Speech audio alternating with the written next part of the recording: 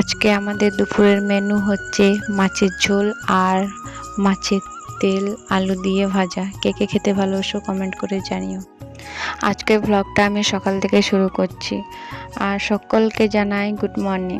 আর হ্যাঁ, এটা ভাবো না যে এটা ঠান্ডাকালের একটা ব্লগ, মানে মিনি ব্লগ। এটা হচ্ছে গরমকালে, কারণ আমি গরমকালেও ঢাকা নিয়ে ঘুমাই আর শীতকালে তো অবশ্যই ঢাকা আমার চাই।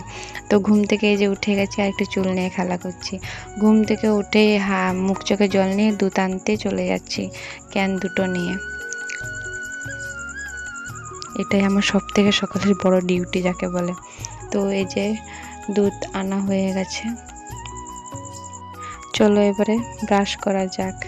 ব্রাশটার অবস্থাটা খুবই খারাপ, আর আজকে আমি আগে চিরুন টিরুন করে তারপরে ব্রাশ করতে বসেছিলাম, কারণ দিনে দিনে কেমন একটা বোরিং বোরিং ভাব লাগে আজকাল আমার, কেন জানি না। আর এবারে আমি মাছগুলো ভেজে নেব, কারণ আজকে আমি রান্না করব মাছের ঝোল সিম্পল করে। আর এদিকে হচ্ছে তোমার আলু দিয়ে মাছের তেল। কে কে খেতে ভালোবাসো আমাকে কমেন্ট করে জানিও। এই কয়েকটা মাছ আমি রেখে দেবো, এটা আমরা রাতে রান্না করব বলে।